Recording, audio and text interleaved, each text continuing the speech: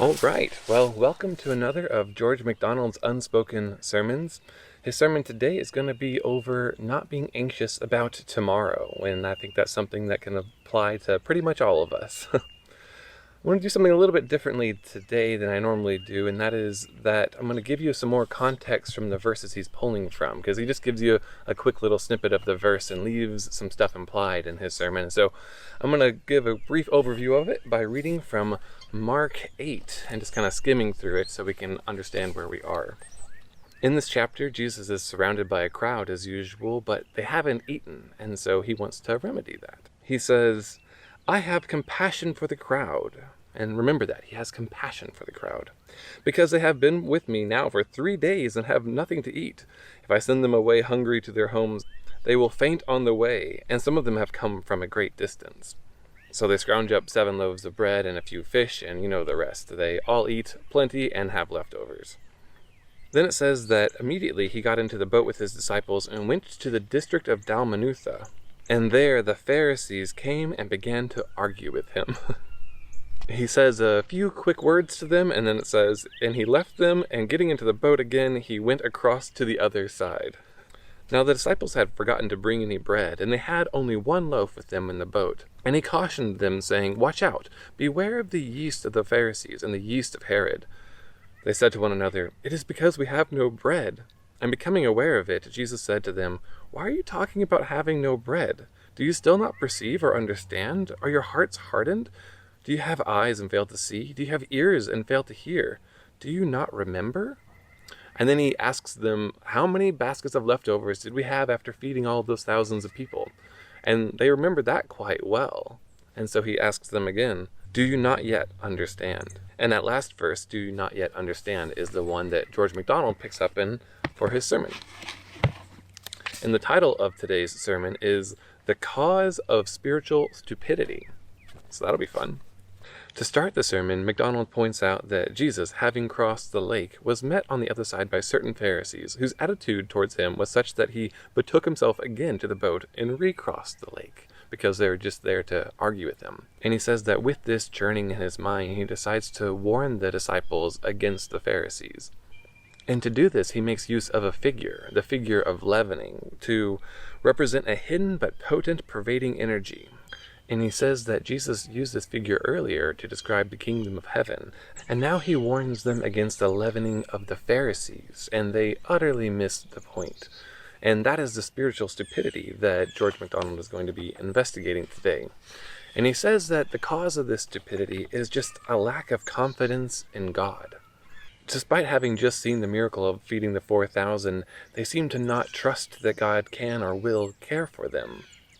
He says, "From one of these miracles they had just come. It was not a day behind them. Yet here they were doubting already."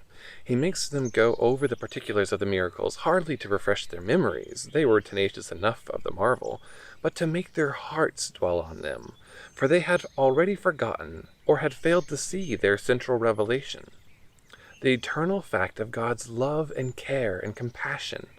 They knew the number of the men each time, the number of loaves each time, the number of baskets of fragments they had each time taken up. But they forgot the love that had so broken the bread that its remnants 20 times outweighed its loaves. The lesson he would have had them learn from the miracle, the natural lesson, the only lesson worthy of the miracle, was that God cared for his children and could, did, and would provide for their necessities. And he makes an interesting point here. He says that God's always working to meet our needs, but it's hard for us to see since his ways are so far above ours. And what Jesus is doing here is to reveal that character and nature of God, but in a more obvious and tangible fashion that is immediately able to be known by us. He says, "Because we easily imagine ourselves in want, we imagine God ready to forsake us. The miracles of Jesus were the ordinary works of his Father, wrought small and swift, that we might take them in." Wrought small and swift, because the workings of God are grander and over maybe longer timescales than we typically appreciate. He continues saying, "The mission undertaken by the Son was not to show himself as having all power in heaven and earth, but to reveal his Father, to show him to men such as he is, that men may know him, and knowing him, trust him." Those miracles of feeding gave the same lesson to their eyes, their hands, their mouths, that his words gave to their ears when he said, "Seek not ye what ye shall eat, or what ye shall drink, neither be ye of doubtful mind, for your Father knoweth that ye have need of these things." Sorry for the change of scenery, but it got a little loud and distracting out there. MacDonald was saying that if the disciples had just said that though they had but one loaf, they had him who makes all the loaves, they would never have made the foolish blunder they did. The answer then to the Lord's reproach, "How is it that you do not understand?" is plainly this: their minds were so full of care about the day's bread that they could not think with simplicity about anything else. The mere mention of leaven threw them floundering afresh in the bog of their unbelief. And he continues to talk about how worrying about future moments distracts from what we need to be doing in this moment. He says, "The next hour, the next moment is as much beyond our grasp, as much in God's care as that 100 years away. The moment which coincides with work to be done is the moment to be minded. The next is nowhere till God has made it." And he points out that the disciples not having bread is probably not due to negligence on their part, because Jesus decided to leave so quickly after having arrived on the other shore. But he makes the nice point that if it were something they had just legitimately forgotten, that's not something that Jesus would have held against him probably. He says, "If a man forget a thing, God will see to that. Man is not the Lord of his memory or his intellect, but man is the Lord of his will, his action, and is then verily to blame when, remembering a duty, he does not do it, but puts it off, and so forgets it." If we forget something just because our brains aren't good at retaining things, then of course we're not to blame for that. But if we remember something and then therefore kind of actively neglect to do it, then that's on us. And he goes on to compare the disciples in this scenario to the rich young youth of our previous sermons. He says that with both, things got in the way of their understanding Jesus. Of the rich youth, he says, "Things filled his heart, things blocked up his windows, things barricaded his door, so that the very God could not enter." Now, listen to this imagery he's about to give. He says, "His soul was not empty, swept, and garnished, but crowded with the meanest idols, among which his spirit crept about upon its knees, wasting on them, the idols, the gazes that belonged to his fellows and his master." And I point that out because that is the exact and wonderful imagery that John Milton gives in Paradise Lost when he's describing Mammon, the fallen angel. He says that when Mammon was still in heaven, he would walk around with this stoop because his gaze was fixed on the streets of gold that he longed after, instead of appreciating the holy that was surrounding him. I'll put the quotes from that section on the screen in case you want to pause and read them, because they're pretty great, and they describe a bit more about Mammon and what he did later on.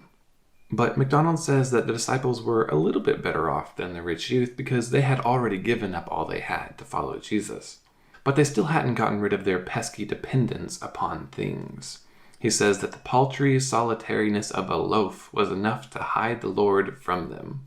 So for the youth, the having of things was his distraction, and for the disciples, the not having of things was their distraction. And MacDonald says that if it be things that slay you, what matter whether things you have or things you have not? He says that they are full of care for themselves because they think that God doesn't care for them. Now he fills about a page and a third with a dialogue with somebody who's kind of insisting on being anxious about something he considers to be a reasonable care. And I think I'll be able to encapsulate this with minimal back and forth. He says, "The care that is filling your mind at this moment, or but waiting till you lay the book aside to leap upon you, that need which is no need, is a demon sucking at the spring of your life. You are allowing it to usurp the place of something that is required of you this moment, the greatest thing that can be required of man, to trust in the living God." And the person responds that God may not will that he should have what he needs. And to this, MacDonald says, "Do you not then know that when God denies anything a child of his values, it is to give him something that he values? If thou art not willing that God should have his way with thee, then in the name of God be miserable, till thy misery drive thee to the arms of the Father." Now, if that seems a little harsh to you, he goes on to give some examples from his own life where he lets this happen and how he thinks that he can do better.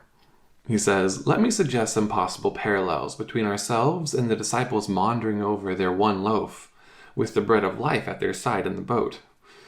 We too dull our understandings with trifles, fill the heavenly spaces with phantoms, waste the heavenly time with hurry." And when I read this, it made me think of a quote by Thoreau, maybe from Walden or one of his essays, in which he said, "I think that there is nothing, not even crime, more opposed to poetry, to philosophy, aye, to life itself, than this incessant business," or busyness, as I like to read it.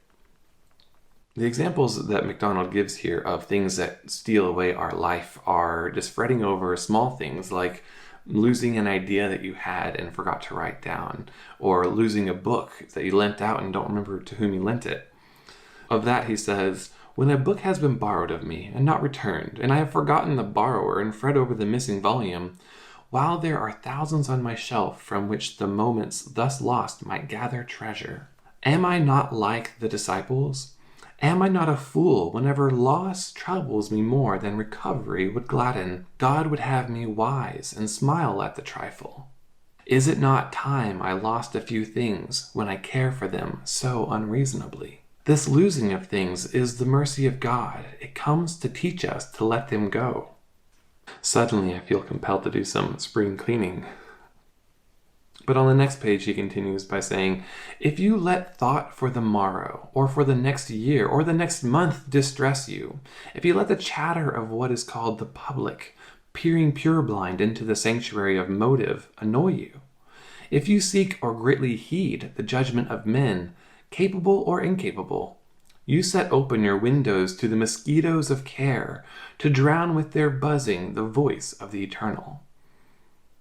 And he imagines someone objecting, saying, "How much less work will be done if we don't care and think mind for the future?" To this he says, "What work, I ask, can that be, which will be better done by the greedy or anxious than by the free, fearless soul? Can care be a better inspirer of labor than the sending of God? I know as well as you that you are not likely to get rich that way, but neither will you block up the gate of the kingdom of heaven against yourself." And he begins to conclude by saying that this relinquishing of things is something we have to do willingly, although God might send some admonishment our way to help encourage us in that direction. He says, "Nor will God force any door to enter. He may send a tempest above the house. The wind of his admonishment may burst doors and windows, yea, shake the house to its foundations. But not then, not so, will he enter. The door must be opened by the willing hand ere the foot of love will cross the threshold. He watches to see the door move from within. Every tempest is but an assault in the siege of love.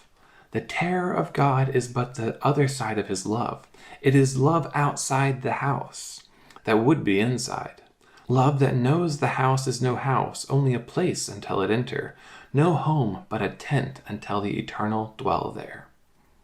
And MacDonald acknowledges that to combat the army of bats and demon snakes that infest the place of the holy in us will take a lot of courage and strength. And he concludes by saying, "Let such as would do what they must, yet cannot, be what they must, yet cannot, remember, with hope and courage, that he who knows all about our being once spoke a parable to the end that they ought always to pray and not to faint." And that concludes our sermon for today and leads us into our sermon for next time. Until then, I'm going to go try not to fret about my career trajectory. Have a good one. Bye.